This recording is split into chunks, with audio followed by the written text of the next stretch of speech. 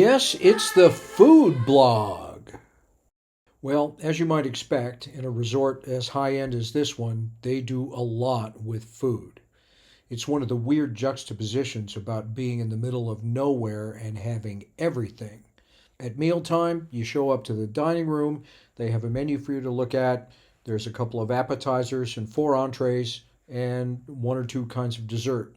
I'm told they serve breakfast here. I actually saw it once on my very first day, and I haven't seen breakfast since. That's probably a $50 glass of fresh squeezed orange juice. I actually did encounter it once, much later in the stay, about 6 o'clock in the morning when I had been up all night.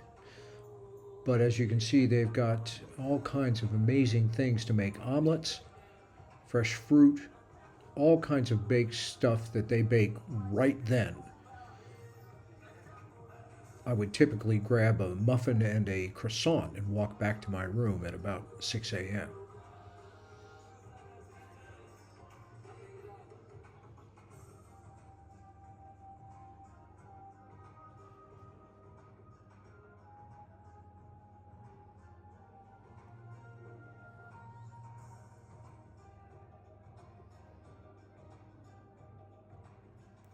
Most of the time, I'll just zombie in and have them make me a couple of coffees. I'm only really around for 2 meals a day, and this is a popular selection of mine for lunch. They do have some more substantial lunch choices, such as this grilled sirloin. When I want to eat light, I'll get one of these. I wish there was more bread in there so you can make yourself a decent sandwich. This is about as close as you're going to get to a pizza here, unless you ask them really nicely, and then they'll make you one. There was that weird 2-day stretch where there were no guests. I asked Chef Carl, hey, can you just make me a burger? You don't need to fire up the entire kitchen to make me anything fancy. So what did he do? He made a fancy burger with fries. You can also get an apple braised pork chop, which is a little bit bizarre to have for breakfast, but they don't consider it breakfast. I've never had this before, but it's kind of like a California take on an open-faced fried chicken sandwich. And because they've got a lot of Italians visiting, they have spaghetti with pumpkin seeds. Even though they have oil and vinegar on the table, you don't need dressing because all this stuff is either grilled or braised or something. And yes, they do have chicken. Oh, Springbok again?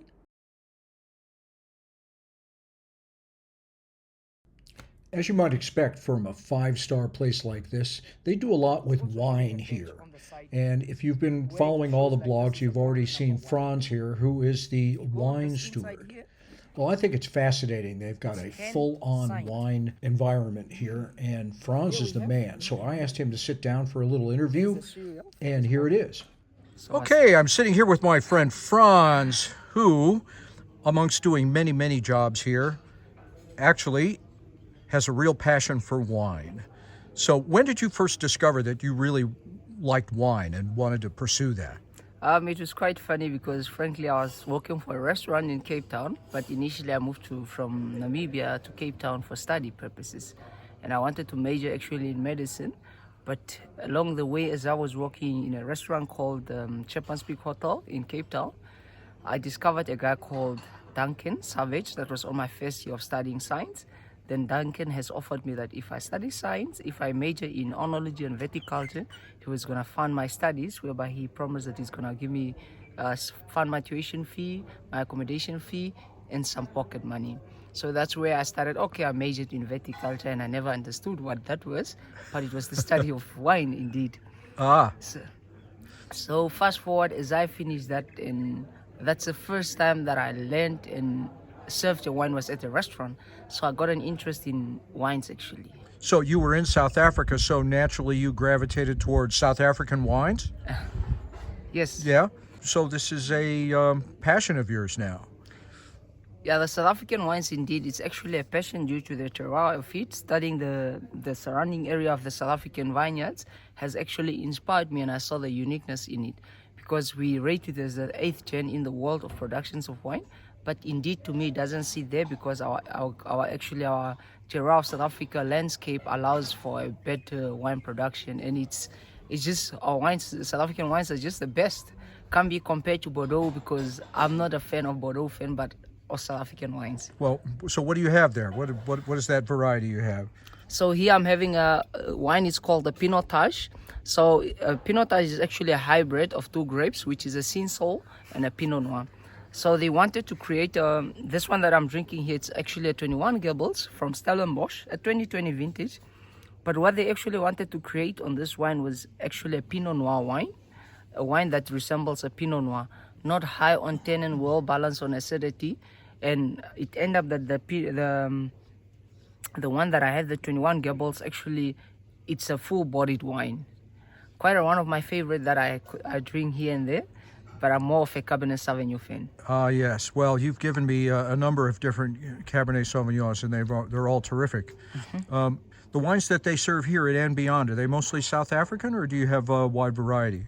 All the ones that I have And Beyond are actually South African grapes. The only ones that I have of France is the Champagnes, which they're coming from Champagne land in France. Uh-huh. But I do have, those are the only ones. It's only that, but all the wholesaler just consists of South African wines. So that's interesting. I remember when we did that wine tasting thing, you were telling me about a very exclusive vineyard where you had to be a member. Uh-huh. Tell me about that. That must be one of the best South African wines, right? Yeah, that's actually Ebensadi. Is situated in the region of South Africa. A region in South Africa that's the upper Stellenbosch. In Patersberg, it's called Swartland. So this unique land, it's actually one of the oldest when it comes to Chenin Blancs. So Ebensadi has inspired my life today where I am actually, whereby he's the godfather of, not the godfather, but he's the one like the guy of... The father of South African wines. He's the one that is leaning now. Serving quite a lot of South African wines, whereby he named them in his own mother language. Instead of saying it's as Chenin Blanc, he named it Steen, which means it's actually a brick, but it's actually indeed how they named it Steen is Steenhoek in Afrikaans, which stands for a corner of a vineyard where they grow the Chenin grapes. So Ebensadi is having quite a few of his varieties that he has. Has one, it's called Kulumela, which is his signature. Then he's having Palladius, which is also one of his signature. Mevroukisten. He has Mevroukisten. Then he has one, it's called Treinspoor, which is a railway. Then he has having one that we know, it's called a Puff Adder, which is for a Puff Adder. Then Tea-Food. He is having quite a lot of wines that if I have to speak of Ebensadi, he's actually an inspiration to me. It's actually giving me goosebumps when I speak of Ebensadi. Oh, that's great. That's great.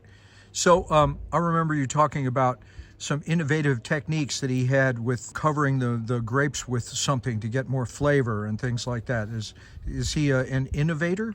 Yeah, Ebensadi, he's having a doctorate in viticulture and oenology, so he's quite one of the educated people that you find in the field. So he built it's actually a concept that was actually induced by a professor of his a couple of years back while he was doing his masters. So they said that since Swartland is a region that is actually less rainfall and all that, so he developed a way where he actually covers his vineyard with dry grass, which causes when the sun rays comes inside the grass, it actually gets to be trapped inside, not allowing the sun rays to escape, which creates quite a high moisture and which is quite very nutritional to the grapes actually. And water is obviously in short supply around here, so although not quite as much as it is here in the desert, they do get some water in Swartland. Yes, yeah. There's quite a bit of a rainfall, but the rainfall that is there, it's not a cold climatic region comparing to the regions of Constantia. You go to Constantia, some parts of Stellenbosch also has quite a very good climatic region. Like for example, the vineyard of the Trafford, we go to Hemel and Aarde. Those are Hermanus, those are cool climatic regions, but in Swartland it's a bit different. So there is rainfall, but not enough rainfall actually. So they still need to manage that as best they can. Yes, they need that because if you find Swartland, it's mostly concentrated with citrus fruits and grass for the animals and all that. That's what they grow there. So the vineyards being established there was quite a unique thing for the South African wine industry actually. So are the South African wines, are they generally available throughout the world or just sort of in this area in Europe? Or can you get wines in the United States? Could you recommend one? Yeah, you can actually. In the United States, there are places where they sell South African wines, but I'm more aware of the UK, where I know it's a guy from Cape Town. He's called Alex. It's the way, if you want to get these wines from the UK, it's called museum wines. But certain areas, I know that in America they actually have South African wines, because South African wines are actually it's a global wine producing country, so you can find it worldwide actually, South African wines. But you might have to go looking, or maybe go to a specialty shop to find them. No, not indeed. There are quite a lot of suppliers that actually supply to the United States. But with the competitions of South African wine, that's why there's quite a lot of restrictions with the Napa Valleys. It's marketing strategies that they play. But when we speak of South African wines, you can find them in the States. Okay, well, that's great. Well, thanks for sitting and talking with me. This is really fascinating to find a really knowledgeable wine steward here in the middle of the desert. Thank you very much, Bill. Thank you, Franz. Welcome. Bye now. Welcome. This is the wine cellar just off the main dining room. It's kept at a much cooler temperature than the rest of the building, probably because it's the cellar. And of course, you can have a special private table in there if you want. Why, yes, they have appetizers. These were some of my favorites. I had these many times, and I have to give them credit. This thing doesn't even taste like fish at all.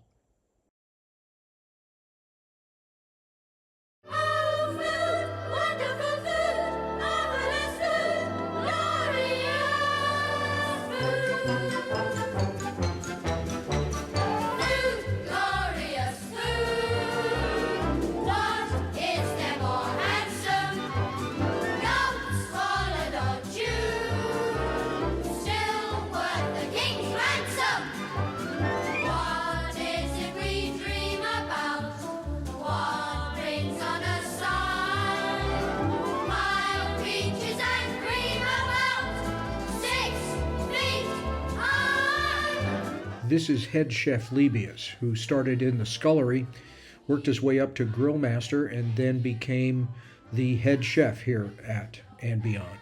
From the way everything looks, you can tell he's heavily into presentation. Even when they're doing something relatively normal like spaghetti, they still find a great way to put a new twist on it in some way. Even though everything here is completely normal, it is a very European tradition kind of place. And because of that, in addition to having no doors on any of the showers I've been in, we have bread with everything.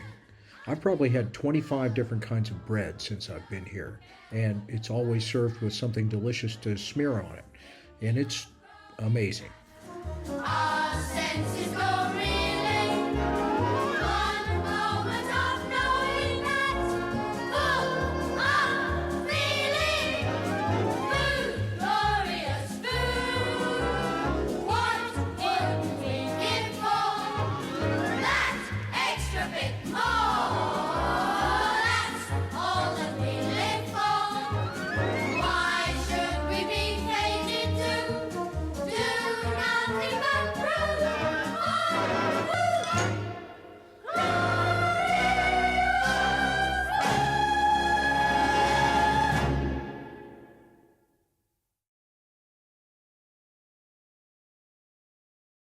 Here with my pal Esther. Hi. What do we have here? So this is our high tea. We have got some assorted fruits, Assorted fruits. and then we have got some beef bobotie, which consists of mince, Okay. and then we have got some scones. Scones. that With you what are these? put some apricot jam and cream to Ah. make it marvelous, and then we have got some hard softies, that consists of apricot jam and some coconut. Oh, very nice. So these are some veg bubble teas, as we say, as well. Uh-huh. Yeah. And then over here we have Something to drink. something to drink, an assortment of So fruit we juices. do have good some grapefruit slushy Grapefruit. there, and then some iced coffee, and then iced tea in there. Just some Ah. flavored water. Oh, that's fantastic. Well, high tea is done right here at And Beyond. All right, so here we have Helena with, Lambaja cake. and what is in that? Lambaja cake. And what's in it? There is dates and coconut on top. Dates and coconuts. Okay, and, then here we we have cooked sesame. uh-huh. Woo, we have fruits, fresh And fruit.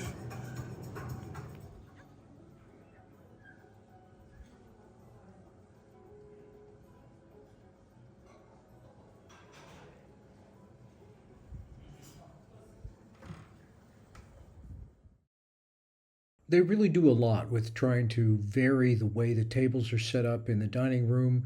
If we have a non-windy night, they'll put the tables outside. You can have a semi-private dining room upstairs, or you can have a private room in the wine cellar. There's a fireplace when it's cold. Table for large groups. But overall, the food here is just really unbelievable. Everything you'd expect from a lodge of this caliber. I don't know how I'm going to go back to eating tacos and pizza now. Can't wait to come back.